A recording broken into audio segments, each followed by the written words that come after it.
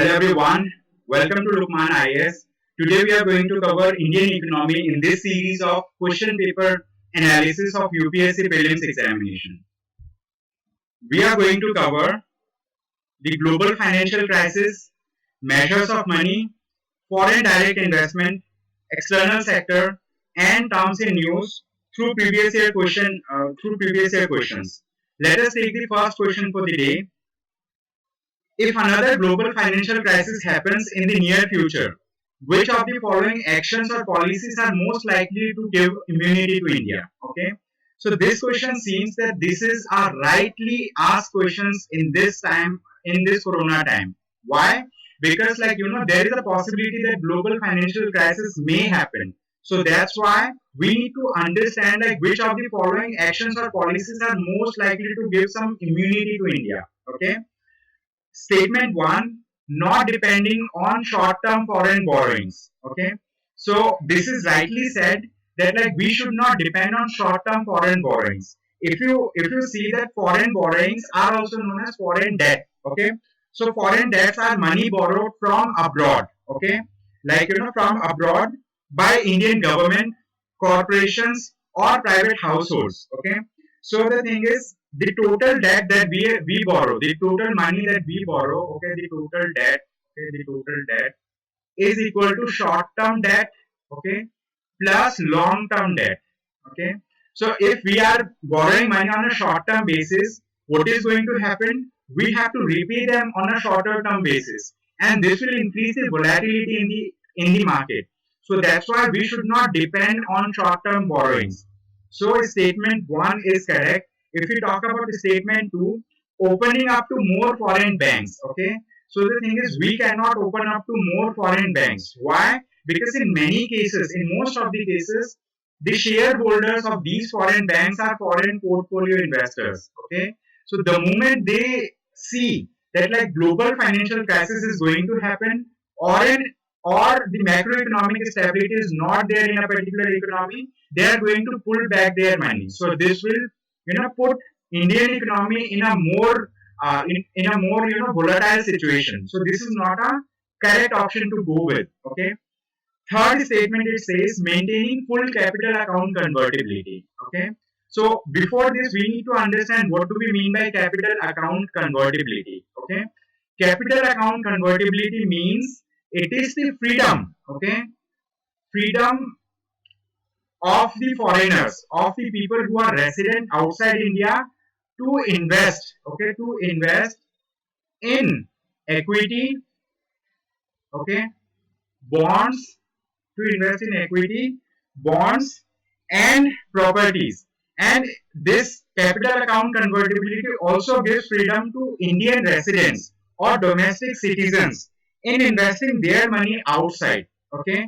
So if we allow full capital account convertibility, what happens? People find it more free, more easy to convert their currency into Indian currency or Indian currency into foreign currency. So it is going to bring more volatility. Okay, so risk is associated with full capital account convertibility.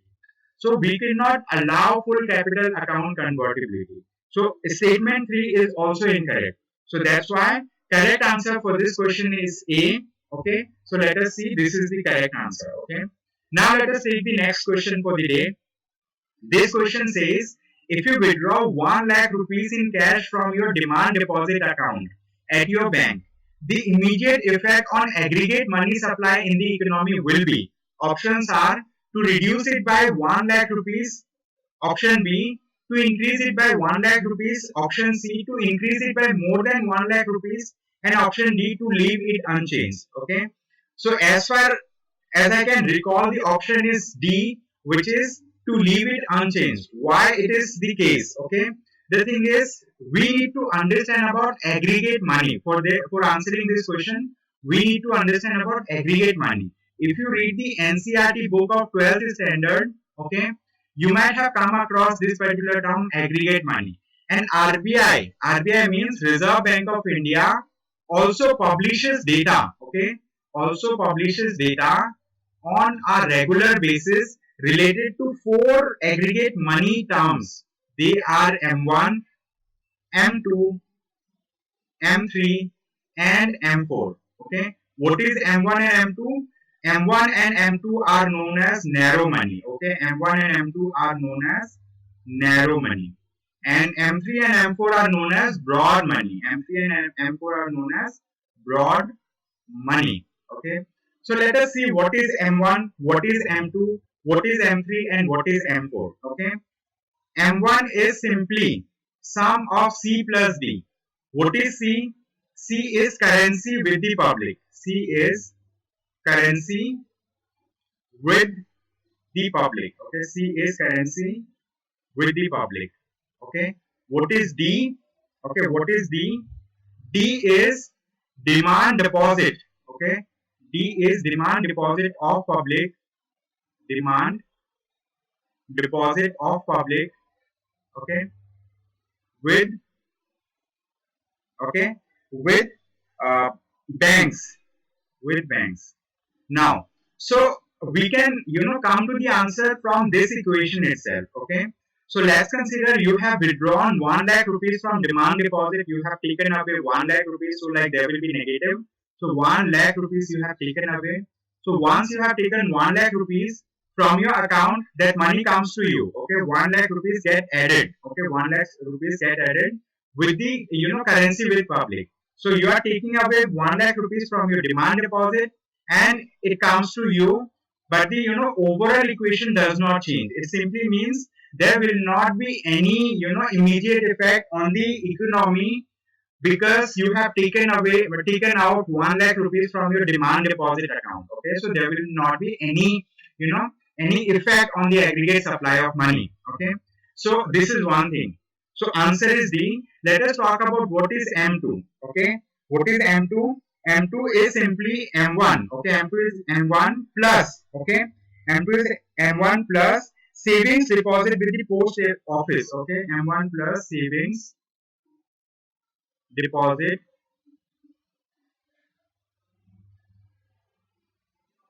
with the post office. Savings deposit with the post office savings bank. Okay, savings deposit with the post office savings bank. This is M2. Now what is M3? M3 is equal to M1 plus net time deposit with commercial bank. Okay, M1 plus net time, okay, deposit with commercial bank. Okay, commercial bank.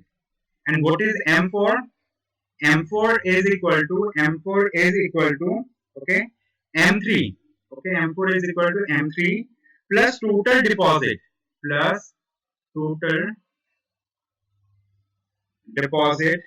okay, with post office savings bank, post office savings bank, excluding, you have to exclude these things, okay, from this, excluding national savings certificates. Okay, excluding national savings certificates. So answer is D for this question. Now if we talk about which among these money aggregate money measures are more liquid. Okay, liquidity means ease with which you can utilize this money. Okay, or ease with which the money can flow from one hand to another hand. M1 is more liquid as compared to M2, and M2 is more liquid as compared to M3, and M3 is more liquid as compared to M4. This is something that you should remember, and apart from this, you should also read about these monetary measures. Now let us talk about the next question. Okay, this question says, with reference to foreign direct investment in India, which one of the following is considered its major characteristics? Okay, they are talking about foreign direct investment. Just keep in mind this particular word. I can write down this as FDI. Okay, with reference to foreign direct investment in India, which one of the following is considered its major characteristic? So it says it is the investment through capital instruments essentially in a listed company. Okay, this statement is not correct. Why this statement is not correct? We need to understand this thing. Okay, So FDI means foreign direct investment. What it is? It is an investment. Okay, it is an investment made by people. Okay, made by people who are resident outside India in capital instruments. Okay, in capital instruments in India. In capital instruments in India. So they can, make the FDI. They can, make foreign direct investment in an unlisted company. Okay, they can make investment in an unlisted company as well as they can make the investment in a, listed company. But the criteria is that, like in the listed company, the total investment must be greater than or equal to 10%. Must be greater than or equal to 10% of the post issue paid up equity capital of a listed company. Okay, it should be greater than or equal to 10% of the post paid up. Okay, equity capital of a listed company. Okay, so it can happen in a listed company as well. Okay, they are not asking in detail, so they just have asked like whether the foreign direct investment can be made in unlisted company or not. Okay, so the thing is, it can be made in unlisted company as well. That's why option A is incorrect. Now let us talk about the next option, which says it is a largely non-debt creating capital flow. Yes, this statement is correct. Why this option is correct? Because when FDI is made by a foreign investor, means like when there is a person who is resident outside India, he makes an investment in India. Okay, he makes an investment in India. So he makes investment in a particular company in India. He is not lending money to that company. He is making investment. So after making investment, he becomes the part owner of that particular company. What he does, he becomes the part owner of that particular company. Okay. Once he becomes the part owner of that particular company, what happens? Okay. What happens? That like after he makes the part of this thing, if the company makes profit, he is going to get profit. If the company makes losses, he is going to incur losses. So the thing is, he becomes the part owner of that particular company. This is an important thing that you should remember. Okay. So okay. Now, if we take the third option, okay, if we take the third option, okay, this pen is not working, that's all right. If we take the third option, it says it is the investment which involves debt servicing. Okay. So since this is not a loan amount, means like the foreign investor, they are not giving in loan, and the Indian residents are not borrowing money. They are investing in a company to take ownership or to become the shareholder of that particular company. Okay. So the thing is, it is not a loan money. So there, the question of debt servicing does not arise. What do we mean by debt servicing? Debt servicing simply means that like once you have borrowed money, you are paying interest rate along with the principal amount. The payment of interest rate is known as debt servicing. So that's why option C is not correct. Now let us talk about next option for the day. Okay, let us talk about next option, which is option D. It says it is the investment made by foreign institutional investors in the government securities. Okay, so foreign institutional investors and foreign portfolio investors, they are the investors who invest in commercial or corporate companies in India. Okay. So the thing is, who are foreign portfolio investors or foreign institutional investors? They are investors who are resident outside India and they make less than 10% of investment of the post paid up equity capital in a listed company. And at the same time, they make investment of less than 10% of paid up value of each series of capital instrument of a listed Indian company. Okay, so they are the foreign, portfolio investors or foreign institutional investors. So that's why option D is not correct. Now let us move to the next question for the day. Okay, let us take this question. It says, with reference to the international trade of India at present. Okay, with reference to the international trade of India at present, which of the following statements is or are correct? Okay, they are saying which of the following statements is or are correct. Okay, India's merchandise exports are less than its merchandise imports. Second statement says that India's import of iron and steel, chemicals, fertilizers, and machinery have decreased in recent years.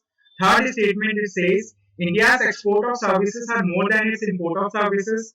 Fourth statement, it says India suffers from an overall trade or current account deficit. Okay, let us analyze each statement one by one and then we will understand about it. If we see the statement 1, which says India's merchandise exports are less than its merchandise imports. Yes, this is right. If you have read Economic Survey of 2020, these things were clearly mentioned in that particular economic survey. So the thing is, in like the exports that are made by India in goods, okay, are less as compared to the imports that India is making. So statement 1 is correct. Okay, statement 1 is correct. Okay. If we talk about the next statement, it says that India's imports of iron and steel, chemicals and fertilizers and machinery have decreased. Although the India's imports in iron has decreased, steel has decreased, but India's import in chemical, fertilizers and machinery have increased.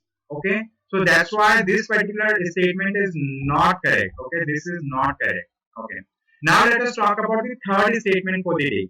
It says India's export of services are more than its import of services. Yes, we very well know that India's service sector is performing really well. So export of services from India is really good. Okay, so that's why this statement is correct. Okay, if we talk about the fourth statement, it says India suffers from an overall trade or current account deficit. Yes, we suffer from an overall trade deficit as well as we suffer from an overall current account deficit. Trade deficit means when we are doing trade in goods, okay, if we are exporting lesser goods and importing more goods, then it will be considered as trade deficit. And if we account for services as well, goods along with services, then if total exports are less than total imports, then there will be current account deficit. So yes, statement 4 is also correct. So answer D is right in this particular case. Now let us take the next question for the day. The last question is about the term West Texas Intermediate. Okay, so they say the term West Texas Intermediate, sometimes found in news, refers to a grade of options are crude oil, bullion, rare earth element, and uranium. We need to understand that this West Texas Intermediate, it is a variety of crude oil. It is a variety of crude oil, and it was in news during lockdown period. Why? Because there were countries who were producing this variety of crude oil, okay, but like no other country were importing it. Okay, so there was excess amount of production of crude oil during lockdown time period. So that's why it was in news in 2020 for a long time, and this question has been asked in UPSC. Okay, so the thing is, what do we mean by Texas Intermediate? It is a variety of crude oil, and it is also known as Texas Light Sweet. Why it is known as Texas Light Sweet? It is known as light of crude oil because the density of this particular crude oil is low as compared to other crude oil varieties. Okay, why it is known as sweet? Because like it has sulfur content. This particular crude oil variety has around 0.24% sulfur content. That gives it a sweet smell, or like it is sweet in nature. Okay, and apart from this, okay, this particular oil variety is found in the oil fields of the United States like Texas, Louisiana, and North Dakota. And if we talk about other varieties of crude oil, we have Brent crude and we have Dubai crude. Okay, so one is West Texas Intermediate. Apart from this, we have Brent crude and we have Dubai crude. Okay, and this particular West Texas Intermediate variety of crude oil forms an underlying commodity of the New York Mercantile Exchange. Okay, which is also known as NYMEX. Okay, New York Mercantile Exchange. So this particular variety of crude oil forms a part of the New York Mercantile Exchange. So this particular crude oil is a high quality crude oil that can be easily refined. Okay, so that's all that we have to discuss in these through these questions. So thank you so much everyone for attending today's session. I hope you have a great day ahead. Thank you so much.